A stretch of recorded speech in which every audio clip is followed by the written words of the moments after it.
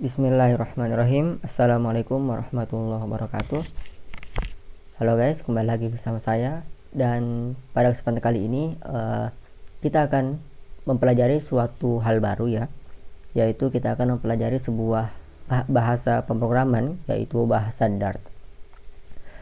Mungkin teman-teman sudah pernah mendengar ya, apa itu Dart, apa itu bahasa pemrograman Dart, dan apa kelebihan-kelebihan ya yang Dart itu miliki. Nah, sekarang kita akan coba masuk ke dalam sebuah web ya. Ini adalah web dari review.co. Nah, di sini dijelaskan ya apa itu bahasa Dart. Nah, kita coba baca di sini ya. Jadi Dart itu adalah sebuah bahasa pemrograman yang open source, yaitu semua orang bisa ikut andil di dalamnya atau bisa berkreasi dengan itu ya, yang berorientasi objek, atau biasa kita sebut dengan OOP, Object Oriented Programming, yang dikembangkan oleh Google sendiri ya. Jadi Dart itu adalah sebuah bahasa pemrograman yang bersifat open source atau bisa dipakai semua orang, bisa dikembangkan oleh semua orang, yang memiliki orientasi objek atau OOP dan dikembangkan oleh Google. Nah, di sini disebutkan bahwa Dart adalah bahasa pemrograman open source ya, seperti yang tadi, dan pertama kali diperkenalkan pada tahun 2011 ya. Jadi sudah beberapa tahun ya. Dan sejak itu telah digunakan oleh Google dan perusahaan lain untuk mengembangkan aplikasi web, seluler, dan sisi server ya. Nah, dan juga pada umumnya ya, di sini disebutkan bahwa Dart itu sering atau umumnya digabungkan dengan sebuah framework Google, yaitu Flutter, untuk pengembangan mobile app. Namun bahasa pemrograman ini juga digunakan dengan framework lain untuk berbagai tujuan ya. Jadi memang ya, kebanyakan orang atau pada umumnya orang ya, mempelajari bahasa Dart ini adalah untuk memahami sebuah framework atau memakai sebuah framework, yaitu Flutter di sini disebutkan ya. Nah, Flutter ini adalah sebuah framework yang sangat booming ya sekarang, karena kemudahannya dan juga banyak sekali kelebihan-kelebihan yang dimiliki ya. Salah satunya adalah dengan Flutter ini kita bisa sekaligus membuat aplikasi mobile yang mana aplikasi itu bisa dipakai di Android dan juga bisa dipakai di iOS seperti itu. Jadi di iPhone ataupun di Android. Nah, kalau kita pakai bahasa lain misalnya seperti Kotlin dan lain-lain ya, itu misalnya kalau iOS gitu ya untuk iOS sendiri, kalau Android ya Android sendiri gitu. Jadi kita harus membuat dua program ya untuk dua device ya, untuk Android dan untuk iOS. Nah, berbeda dengan Flutter ya. Flutter itu kita buat satu aplikasi, namun bisa digunakan untuk dua device tadi itu, bisa Android dan iOS. Itulah salah satu kenapa Dart ini banyak digunakan atau dipakai orang ya, yaitu untuk menggunakan atau digabungkan dengan sebuah framework Google yang dibuat oleh Google, yaitu Flutter. Nah, di sini kita lihat adalah fungsi Dart itu ya, banyak sekali fungsinya, yaitu bisa membuat mobile app, pengembangan web ya, di sini command line tool, membuat aplikasi desktop, membuat aplikasi sisi server ya, banyak sekali. Dan di sini disebutkan ya, apakah Dart hanya digunakan untuk Flutter ya. Nah, di sini dijelaskan bahwa Dart tidak hanya digunakan untuk Flutter ya. Memang kebanyakan orang itu digunakan untuk Flutter, tapi enggak semua ya. Dengan Dart sendiri itu kita bisa membuat banyak sekali aplikasi. Contohnya di sini bisa seperti ada Google Ads ya, itu memakai Dart, Alibaba, tuh Tencent, seperti itu ya. Itu aja sih mungkin ya tentang pengenalan apa itu Dart ya. Jadi Dart adalah sebuah bahasa pemrograman ya, yang bersifat open source, dibuat oleh Google, dan yaitu bersifat OOP atau berorientasi object programming atau object oriented programming, seperti itu. Kita coba lihat-lihat lagi itu ya pengenalan. Lalu kemudian teman-teman ya, kalau mau menginstal aplikasi bahasa Dart ini device teman-teman itu bisa langsung saja masuk ke Dart ya. Coba kita buka Dart. Nah, di sini itu ada web Dart programming language ya, dart.dev. Teman-teman bisa download dulu ya, karena ini nggak seperti JavaScript dan lain-lain ya. Bahasa Dart itu harus di-download terlebih dahulu, lalu kemudian dimasukkan ke dalam apa namanya, text editor kita, seperti itu ya. Di sini teman-teman bisa download dulu ya, ada baca dulu dokumentasinya, lalu kemudian ada downloadnya dan seterusnya ya. Tapi teman-teman kalau misalnya mau langsung menggunakan Flutter ya, teman-teman bisa langsung aja download di Flutter. Flutter ya, nanti download ini ya, download SDK-nya, lalu kemudian nanti itu udah include Dart di dalamnya ya, tinggal kita nanti mungkin sedikit otak-atik, lalu juga kemudian di pluginnya kita download dulu ya, seperti itu. Oke, itulah sedikit tentang pengenalan ya. Sekarang kita akan langsung masuk ke dalam projectnya. Kita buka VS Code dulu ya. Di sini saya menggunakan VS Code. Kenapa? Karena VS Code itu lebih, saya udah lama ya memakai VS Code. Lalu kemudian VS Code juga lebih saya sering lihat lah gitu. Enggak asing ya bagi saya dibandingkan dengan Android Studio. Di sini saya punya Android Studio juga. Tapi ketika saya menyalakan Android Studio terasa berat di laptop saya ya, mungkin karena spek laptop saya yang kurang bagus, maka karena itu agak berat gitu menjalankan Android Studio-nya. Jadi saya menggunakan VS Code ya sebagai text editor. Nah, di sini ketika teman-teman sudah menginstal Dart-nya, teman-teman harus menginstal juga Dart, plugins Dart ya. Kita coba lihat sini. Nah, di sini ada plugins Dart. Teman-teman harus install juga. Kalau misalnya teman-teman mau menggunakan Flutter, ya tinggal install Flutter-nya juga di sini. Di pluginsnya ya, ada di sini. Oke. Setelah itu, lalu kemudian gimana nih cara membuat sebuah file baru gitu, file Dart. Mungkin di sini ya agak sedikit berbeda dengan mungkin kita pakai PHP, JavaScript seperti itu. Kalau JavaScript kan tinggal buat file baru, tinggal namain .js atau .php, udah gitulah. Tapi di Dart itu enggak ya, karena di Dart itu kita mendownload sebuah packages ya yang ada dalamnya. Maka enggak semudah kita memakai sebuah bahasa JavaScript dan PHP seperti itu dan lain ya. Nah, di sini teman-teman ya pastikan sudah menginstal Dart-nya, sudah download ya. Maka setelah itu teman-teman bisa klik Ctrl Shift P. Nah, di sini nanti ada ini Dart New Project ya. Teman-teman bisa klik, terus pilih yang Dart Package ya, yang ini.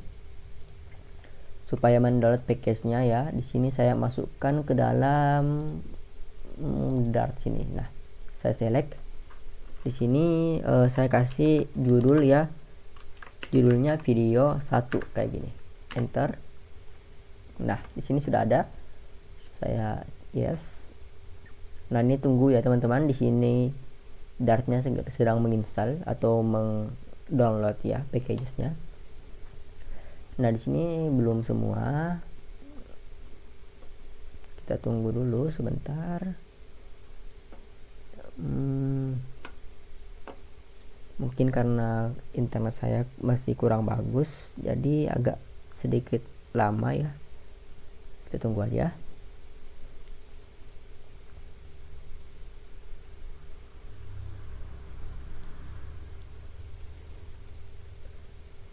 Dan karena ya sedikit saya tambahkan ya, karena Dart ini memang berorientasi objek ya, jadi itu nggak sama ya dengan PHP dan JavaScript ya. Memang ada sih OOP juga JavaScript dan PHP, tapi dalam bahasanya itu enggak seperti Dart ini ya. Jadi bisa dibilang Dart ini tuh bukan friendly untuk pemula gitu. Jadi teman-teman bisa belajar dulu seperti PHP, JavaScript, kemudian masuk ke Dart ini ya, karena memang dari bahasanya sedikit agak sulit untuk kita pahami gitu untuk pemula. Nah di sini sudah terinstall ya Dart package project ready. Kita bisa pakai di sini kalau gitu. Nah kemudian kita lihat gitu di mana sih kita membuat sebuah project ya. Di sini kita dikasih banyak sekali Dart tool, example, lib kayak gini, terus src, test gitu, banyak ya kita dikasih tuh ya. Jadi teman-teman ya bisa misalnya ya saya run dulu yang mana ya, yang tes ini aja, ininya saya run without debugging. Salah ya, bentar, coba run code aja, lagi running dan belum ada apa-apa ya. Coba gini, saya akan membuat sebuah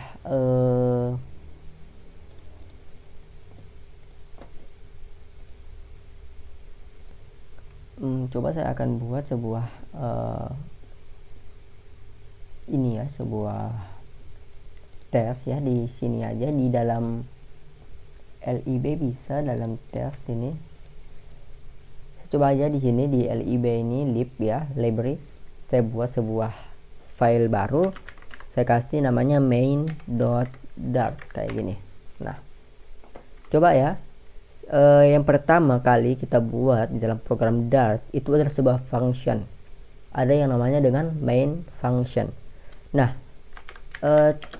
apa sih tugasnya atau fungsinya sebuah main function? Itu adalah sebuah function yang dimana kita merun semua apa yang kita mau dalam situ gitu. Jika kita buat perintah lalu kita nggak buat di dalam main function, maka perintah itu nggak akan dijalankan, seperti itu. Cara buatnya seperti ini, kita void ini ya, terus main itu adalah function utama kita, dan bentuk sebuah function adalah seperti ini. Ini adalah sebuah function nih, bentuknya seperti ini, function ya. Terus di sini kita kasih misalnya print ya, pertama kali pasti kita inginkan adalah print ya.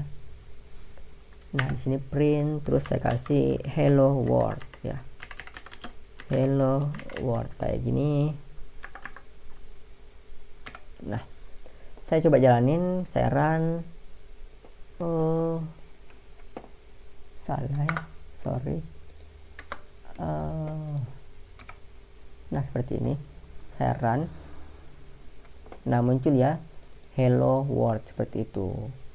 Ini adalah program pertama kita, yaitu ngeprint sebuah hello world di dalam Dart ya, seperti itu. Jadi kita buat function utama, kita print hello world-nya. Nah sekarang kita akan membuat sebuah variabel misalnya nih. Misalnya nih saya di sini ya buat var, bisa seperti ini ya, variabel misalnya nama sama dengan saya kasih gini ya, string Farhan Al-Farabi seperti ini. Nah di dalam Dart yang seperti ini kurang disaranin ya teman-teman. Lihat aja di sini, ini ada tanda kuningnya di bawahnya.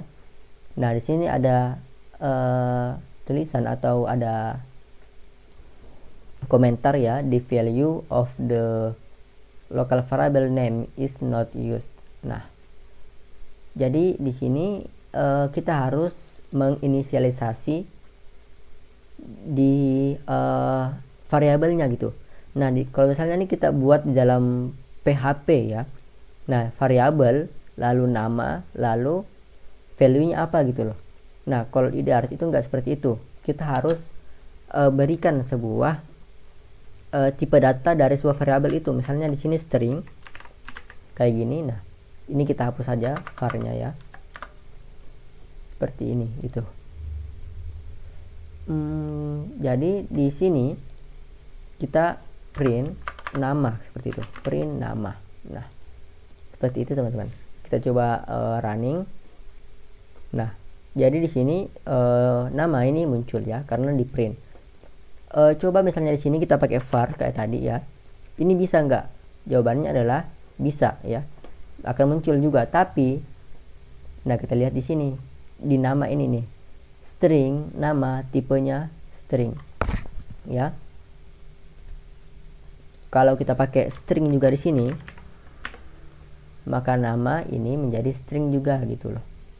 Tapi misalnya kita seperti tadi kita pakai var, lalu kita ganti di sini menjadi angka 1, nama ini berubah menjadi integer. Nah, artinya apa? Artinya var yang dituliskan seperti ini, variabel yang dituliskan menggunakan tulisan var, itu tipenya dynamic. Nah, dynamic itu apa? Dynamic itu adalah bisa menyesuaikan dengan segala jenis value atau apapun value yang dimasukkan, dia akan menyesuaikan. Misalnya tulisan teks dia akan menjadi string, number misalnya dia akan menjadi integer dan lain-lain seperti itu. Beda dengan kita kasih di sini string. Kayak misalnya tadi gini, terus kita kasih string seperti ini, lalu di sini kita ganti menjadi sebuah angka gini, maka dia akan error nih. The value the type integer can be assigned to a variable of the type string. Jadi nggak bisa sebuah string masuk ke dalam sebuah integer masuk ke dalam variabel string seperti itu. Itu adalah variabel ya teman-teman. Tinggal dipanggil. Nah, misalnya nih seperti ini. Nah, ini kan function utama ya. Ini kan function utama nih. Misalnya ini saya cut ya. Nah, di sini print nama doang. Terus di sini saya membuat kelas lagi.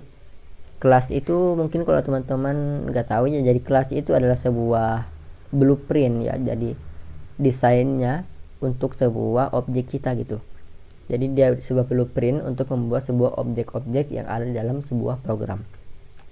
Misalnya kita kasih kelas, misalnya namanya person atau orang aja, orang.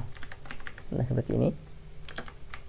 Nah, terus saya kasih variabel nama dengan nama saya gitu. Lalu kemudian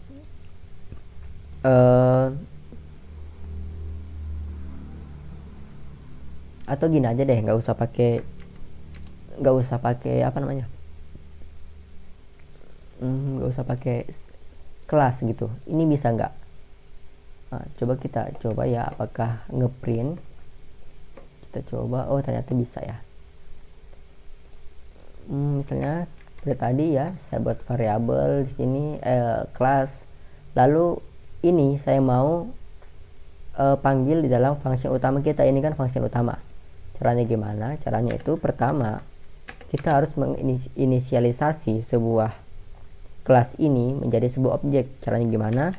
Kita buat var orang seperti ini, lalu kita ambil orang itu atau kelasnya seperti ini. Nah, lalu orang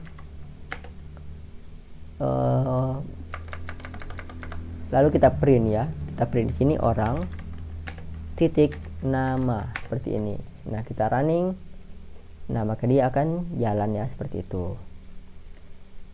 Mungkin apa ya yang berbeda dengan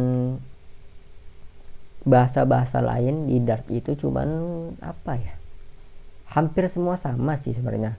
Ketika kita memahami sebuah fundamental suatu bahasa, maka nanti kedepannya itu mungkin akan mudah ya seperti ini. Dan misalnya kita masuk ke OOP seperti ini kan OOP ya, ini sudah masuk ke sebuah objek ya. Ketika kita pakai juga di PHP, di JavaScript, itu mungkin sama ya teman-teman, hampir sama lah gitu, mungkin cuma beda sintak aja. Tapi ketika kita memahami sebuah satu saja bahasa, itu kita memahami dari awal lalu kemudian masuk ke OOP nya dan lain-lain, itu akan mudah ke depannya seperti itu ya. Mungkin ini aja ya yang bisa saya sampaikan tentang bagaimana cara membuat sebuah project pertama kita, yaitu project Hello World di dalam Dart ya. Terima kasih sudah menonton, sampai jumpa lagi di lain waktu. Assalamualaikum warahmatullahi wabarakatuh.